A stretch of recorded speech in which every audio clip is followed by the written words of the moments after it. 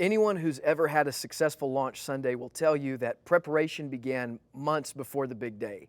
It's been said that spectacular achievements come from unspectacular preparation. Much like a championship team that practices in the off-season, preparing for game day, the standard of excellence and execution of your launch Sunday will rise or fall based on how well you prepare. The truth of the matter is you should be preparing yourself and your team even right now. Maybe right now you're in the conceptualization phase. It's just a dream in your heart.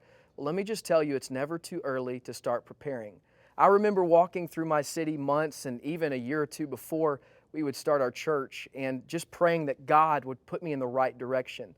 If I'm honest with you, it turned out a lot different than I expected, but here's what I know. God honors preparation. Proverbs 24:27 says, "Put your outdoor work in order and get your fields ready. After that, build your house." Here's what I know. God is going to build a great church through you, but it's time to start preparing right now.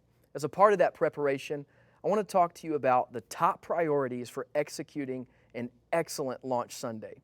Number one, pick a date. Pick a date that makes sense. Listen, this is critical. The date should give you the opportunity to reach the most people in a public space. Therefore, the date you choose should not coincide with competitive travel dates like holidays. For example, you don't want to start the last week of summer vacation or the week of spring break or on any major holiday. However, some dates to consider might be the fall, back to school time, even January when people are making New Year's resolutions. I've had a lot of friends as well that have started on Easter Sunday, and this has worked really well for them. Whatever you do, make sure you pick a date that causes people to be able to be there in large numbers. Second thing is location, location, location. You've got to find the right location. You want to make sure it's not too big, it's not too small. A list of potential places would be school auditoriums, hotel ballrooms, performing arts centers and theaters, YMCAs, community centers. Get creative when it comes to your location. At Stello Church, the church that I have the honor of pastoring, I remember on our first location, it was called The Factory, right there in the city that we're in. The Factory is a large community space that has several different types of athletic activities, and it ended up being amazing because it represented the community that we're trying to reach. A lot of young families, a lot of individuals would come through the common area, and right there in an above a second floor area, there was 250 seats that we launched with.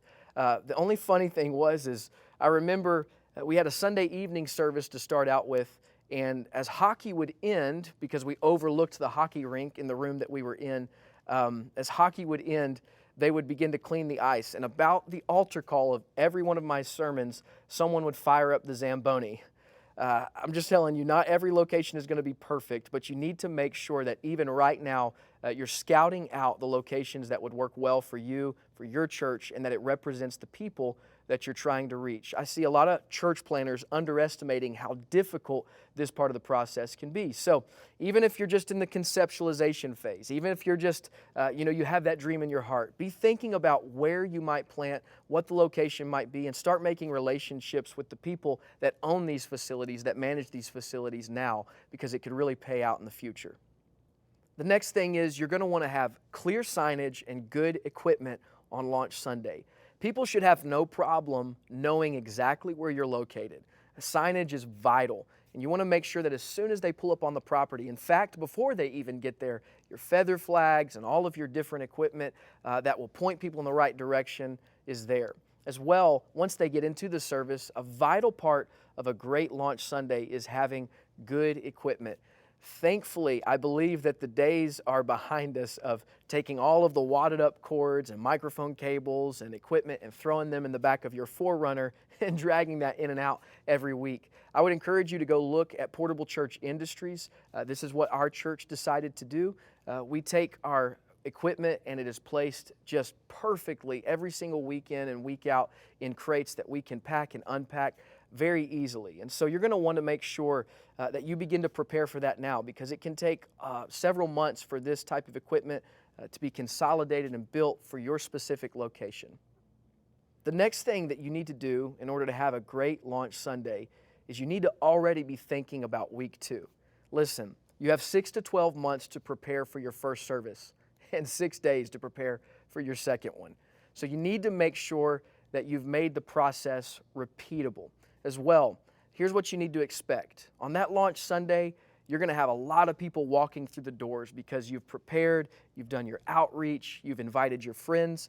But by the second week, what statistics show us is that you can expect a 25% drop. And then the next week, your third week, another 25% drop. And by the fourth week, most launch churches have settled with about 20% to 25% of their initial attendance on launch Sunday. So be prepared for that mentally. Be ready for that, because that can be a big change and something that you have to prep your team for and your mind for.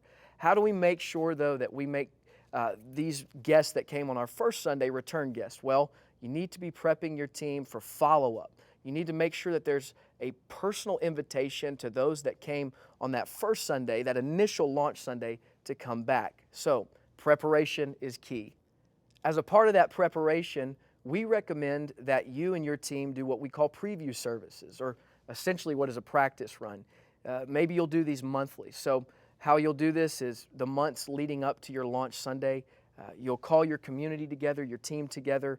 You won't necessarily make this a huge public display. You don't want to have these competing with launch Sunday.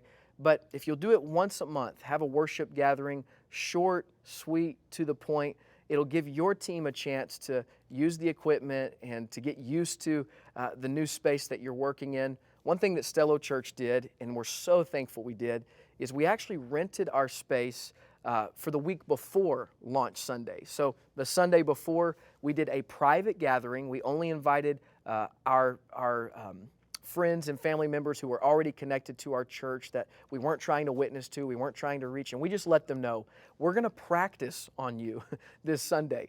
And can I just tell you that on the Sunday before launch, our sound system squealed. We forgot that we didn't have tithing envelopes or anything to take offering up with. And I'm just going to be honest with you, we were really glad that it was a practice run, because had all that taken place in our launch Sunday, we'd have been pretty frustrated. And so I would just encourage you, in order to accomplish excellence in your launch Sunday, make sure that you've given yourself and your team adequate prep time and adequate practice runs. You hear me saying the word team a lot. Let me just tell you, you cannot do this alone. I'll repeat it. You cannot do this alone. In order to have a healthy launch Sunday, it's important that you've invested and developed those that God has called to come alongside you. I would suggest that leading into launch Sunday, you schedule Zoom calls with pastors and leaders from other churches that have done this. At Stello Church, our team scheduled monthly calls with church planners that had done this and worked in this area, and I'm just telling you, it was invaluable to have the investment from other leaders.